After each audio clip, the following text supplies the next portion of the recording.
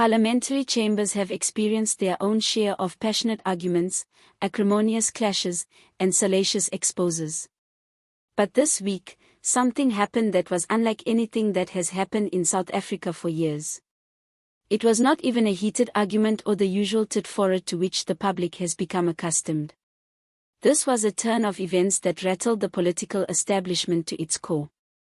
At the center of it all stood Gayton McKenzie, leader of the Patriotic Alliance, a man known for his blunt rhetoric and theatrical political moves. But this time, even by his standards, the move was staggering. With the eyes of the nation upon him, McKenzie rose before members of parliament and dropped a political bombshell. He claimed to have in his possession an international arrest warrant for none other than President Sir Ramaphosa. The room was tensed. Gas of shock swept through the chamber. Some MPs were shocked into silence while others started frantically whispering to each other. It's the sort of moment that makes even the most detached observer lean forward and listen. McKenzie, openly knowing the drama he was creating, stood firm with a boldness that charged the whole opposition. The speaker battled to regain order as ANC benches exploded in anger. But before order could be regained, the situation boiled over entirely. Shouting, pointing fingers, and angry exchanges ringed the chamber until the unthinkable occurred. A mass of MPs walked out in a dramatic protest. Their seats scraped back in a synchronized movement, their footsteps rang out, and the message that they conveyed was clear. Parliament was no longer solidly behind its president. The audience, fixated on live reports, barely believed their eyes. The burning question in every mind was basic. What in the world was this so-called arrest warrant? McKenzie said the paper was linked to allegations of illicit international transactions, dubious financial negotiations, and charges that Ramaphosa had broken both South African and foreign law of accountability. The charge was as sensational as it was explosive. By bringing the warrant to Parliament, McKenzie wasn't just attacking Ramaphosa.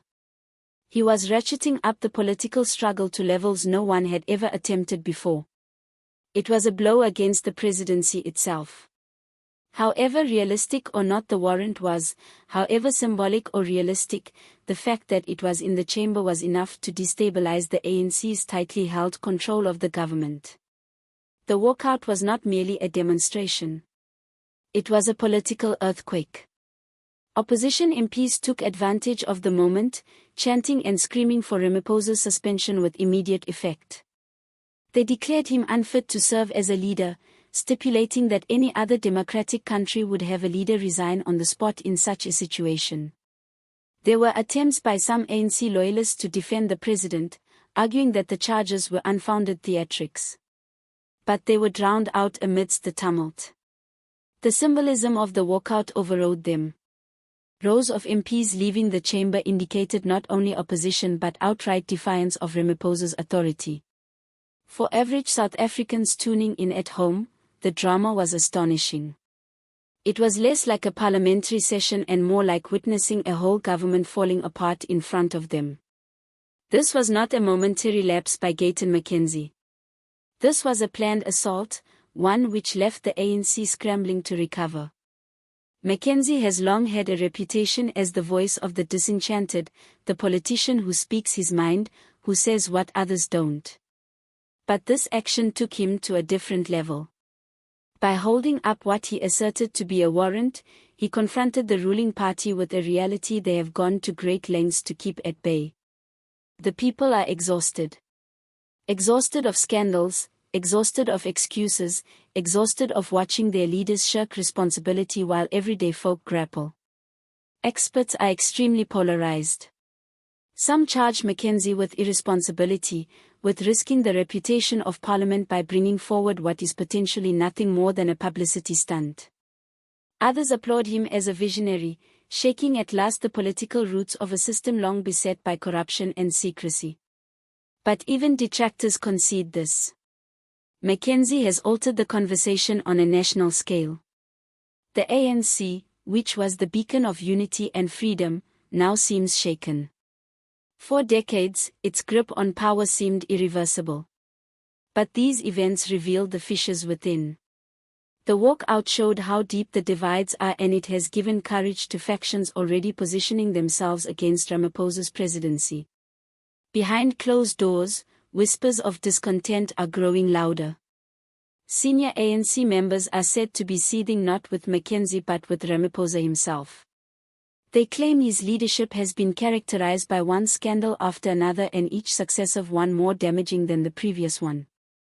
Grassroots supporters, on the other hand, feel increasingly let down by a government in which they once reposed trust. To many of them, McKenzie's theatrics were not irresponsible. They were a relief. And what of the figure at the eye of the storm? Sir Ramaphosa's reaction was as revealing as the outburst itself. Silence. While chaos filled the chamber, he remained calm but failed to make any substantial denial of McKenzie's claims. His critics took his silence as proof of culpability. His defenders saw it as proof of self-control. But to the wider world, it was silence in the face of charges that chilled. Is the president dodging the question because the accusations have merit? Or is he just letting it blow over, waiting for the clamor to die down? Either way, each passing day increases the tension. For a chief who is already having a hard time keeping his credibility intact, the timing could not be worse. The walkout could be just the start. Demands for independent inquiries are getting louder, with opposition leaders saying Parliament cannot just go back to business as usual. Out of government buildings, whispers are circulating of mass protest and civil action. The ANC now has not only to defend its president but to defend its legitimacy as a ruling party. Then there is Gayton McKenzie himself. 4 years a political outsider, he has now solidified his position in the mainstream. Love him or hate him, his boldness has redefined the political terrain. Opposition parties view him as a rallying point, and even some angry ANC members quietly concede that his message connects with the people. Whether or not the so-called warrant amounts to anything in law, one thing is certain, that South African politics have come to a crossroads. This was not another ordinary day at Parliament. It was a moment of destiny, one that will be remembered for decades to come. The warrant symbol, the theatrics of the walkout, and the eerie silence of the president have come together to change the national landscape. South Africa stands at a crossroads today. One way is toward accountability, reform, and leadership that can be trusted again. The other way is further into chaos, mistrust, and divisions. And so the question still is, will Ramaphosa face the storm head-on, or will he shy away in silence as his presidency falls apart?